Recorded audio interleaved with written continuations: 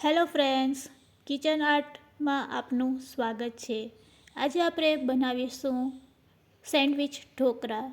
ખૂબ જ ટેસ્ટી અને ઇઝી અને બધાને ભાવે તેવા આજે આપણે આ ઢોકળા બનાવતા શીખીશું।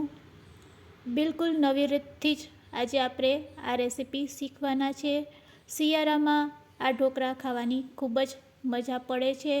ફરસાણવાળાની દુકાને મળે તેવા જ આ ઢોકળા બનીને રેડી થશે। રેસીપી સારી લાગે તો લાઈક અને શેર જરૂરથી કરજો।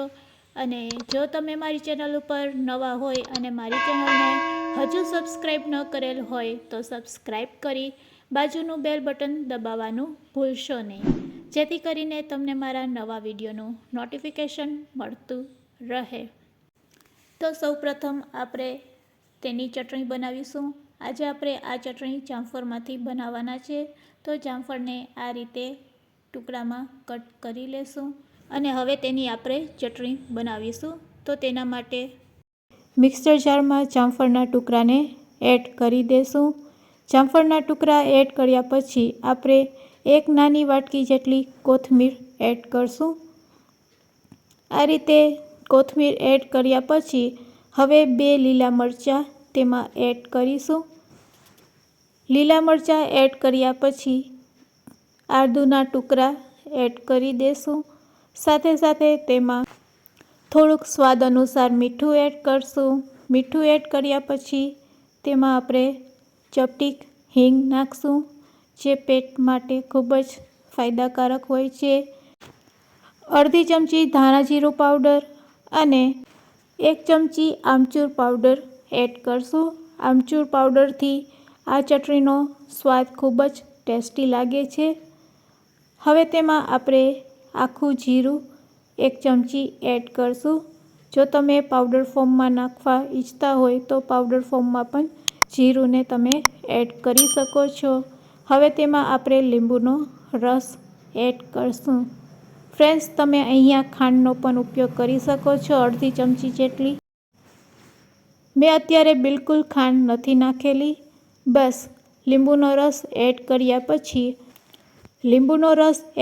પછી હવે આપણે 2 ચમચી જેટલું પાણી એડ કરશું અને મિક્સર જારને બંધ કરી તેને સારી રીતે ગ્રાઇન્ડ કરી લેશું। ગ્રાઇન્ડ કર્યા પછી તમે જોઈ શકો છો ખૂબ જ સરસ કલરમાં આપણી ચટણી બનીને રેડી છે। તો હવે તેને એક ડીશમાં કાઢી લેશું। તો આ રીતે તમે પહેલાં ચટણી બનાવીને રાખી શકો છો। ફ્રેન્ડ્સ, હવે આપણે ઢોકળાનો લોટ લેશું। આ લોટ મેં ઘરે રેડી કરેલો છે।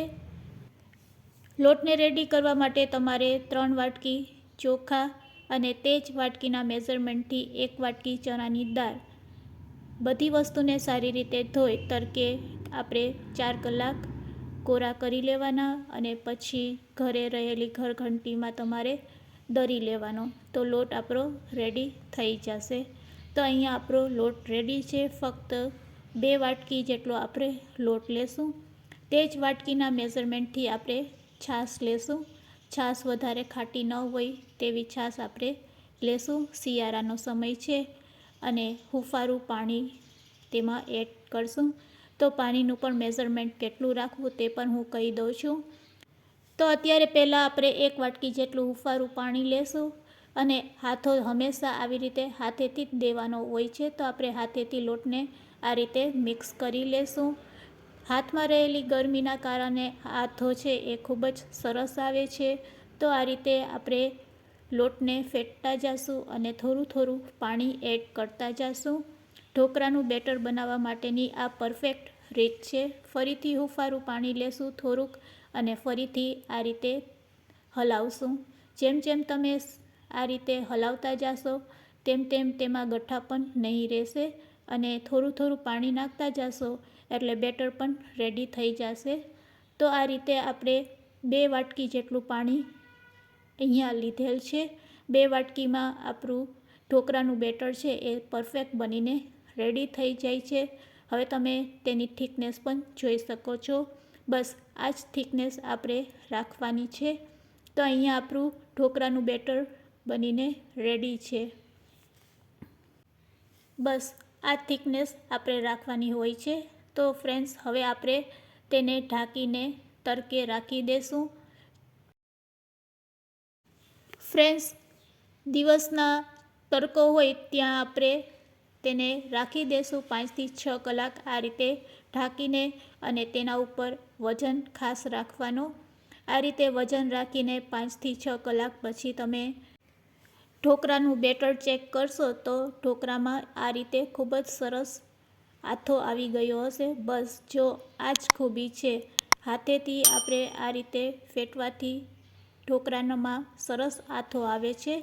તો અહીંયા સરસ આથો પણ આવી ગયો છે. ફક્ત તડકે 5 થી 6 કલાક રાખો એટલે આથો સરસ આવી જાય છે. તો હવે ઢોકળાના આ બેટરને આપણે સારી રીતે મિક્સ કરી લેશું.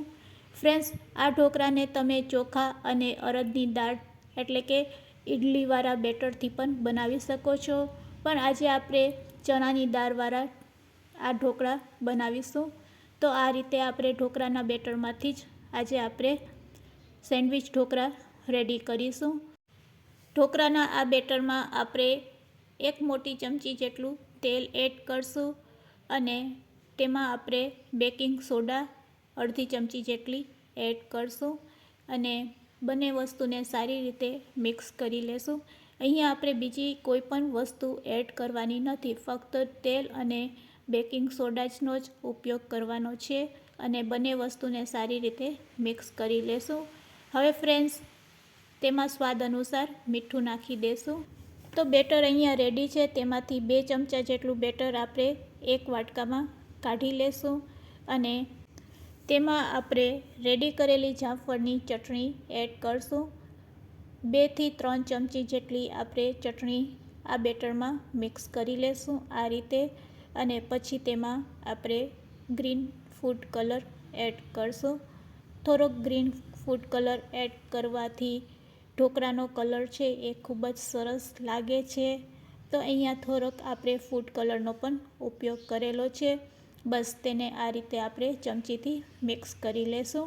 તો અહીંયા આપણું ગ્રીન કલરનું બેટર રેડી છે ઢોકળા માટે. તેને સાઈડમાં રાખી દેશું. હવે ફ્રેન્ડ્સ, આપણે જે પ્લેટમાં ઢોકળા બનાવવાના છે તે પ્લેટને આપણે તેલથી ગ્રીસ કરી લેશું. અને ફ્રેન્ડ્સ, આપણે આજે સેન્ડવિચ ઢોકળા બનાવવાના છે, તો 3 લેયર માટે આપણે આ ટાઈપની જાડી અને ઊંચાઈવાળી પ્લેટ જ પસંદ કરશું. હવે તેમાં આપણે 2 ચમચા જેટલું રેડી કરેલું વ્હાઈટ કલરનું ઢોકળાનું બેટર એડ કરશું, અને તેને આ રીતે સ્પ્રેડ કરીશું. અને સાઈડમાં આપણે ગેસની ફ્લેમ ઉપર સ્ટીમરને પણ આ રીતે રાખી દીધેલ હતું. તો પાણી ગરમ થઈ ગયું છે. તો પહેલું લેયર બનાવવા માટે આ રીતે પહેલાં તેને ઢાંકી દેશું અને 5 મિનિટ માટે રહેવા દેશું. તો ફ્રેન્ડ્સ, અહીંયા સેન્ડવિચ ઢોકળા બનાવવા માટે લેયર કઈ રીતે બનાવવું તેની જ ખૂબી છે.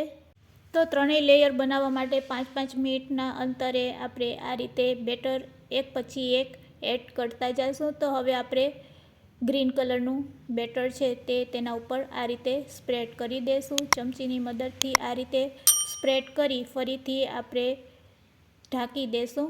સ્ટીમરને ઢાંકીને ફરીથી 5 મિનિટ માટે તેને હાઈ ફ્લેમ ઉપર થવા દેશું. અને 5 મિનિટ પછી ફરીથી તેના ઉપર વ્હાઈટ કલરનું આપણે બેટર સ્પ્રેડ કરીશું. આ રીતે 3 લેયર આપણે રેડી કરીશું.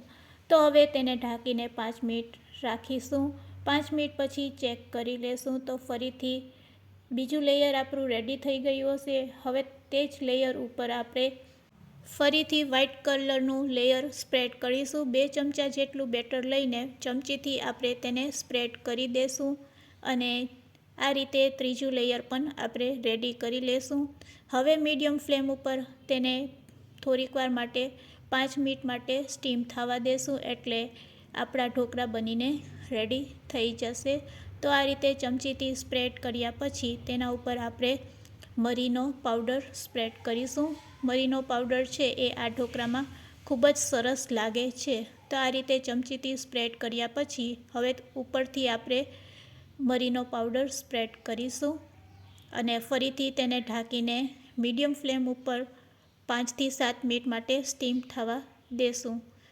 તો 7 મિનિટ પછી તમે ચેક કરશો તો એકદમ સરસ આપણા ઢોકળા બનીને રેડી થઈ ગયા હશે. તમે તેને આ રીતે ચેક પણ કરી શકો છો ચાકુની મદદથી, અથવા તો હાથેથી પણ આ રીતે ચેક કરી શકો છો. બેટર ચોટે નહીં તો આપણા ઢોકળા છે એ બનીને રેડી થઈ ગયા છે.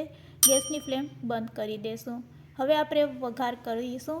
તો સેન્ડવિચ ઢોકળામાં ઉપરથી વઘાર કરવા માટે આપણે ગેસની ફ્લેમ ચાલુ કરી અને વઘારિયામાં આપણે થોડુંક તેલ લેશું. તેમાં રાઈ અને જીરું એડ કરશું. રાઈ અને જીરું સરસ કકડી જાય એટલે ચપટીક હિંગ અને લીમડાના પાન એડ કરી ગેસની ફ્લેમ બંધ કરી દેશું. રેડી કરેલો આ વઘાર હવે આપણે ઢોકળા ઉપર આ વઘારને આ રીતે રેડીશું અને ચમચીથી તેને સ્પ્રેડ કરી દેશું. અને હવે ચાકુની મદદથી ઢોકળાને આપણે કટ કરી લેશું. તો અહીંયા આપણા સેન્ડવિચ ઢોકળા બનીને રેડી છે. તમારે જે પણ સાઇઝમાં કટ કરવા હોય તે સાઇઝમાં તમે આ ઢોકળાને કટ કરી શકો છો. ચાકુની મદદથી કટ કર્યા પછી તમે જોઈ શકો છો કેવા સરસ આપણા સેન્ડવિચ ઢોકળા છે એ રેડી થયા છે. એકદમ સોફ્ટ અને પોચા એવા સેન્ડવિચ ઢોકળા રેડી છે સર્વ કરવા માટે. શિયાળાની ઋતુમાં ખાવાની મજા પડી જાય તેવા સેન્ડવિચ ઢોકળા રેડી છે સર્વ કરવા માટે. રેડી છે સેન્ડવિચ ઢોકળા સર્વ કરવા માટે.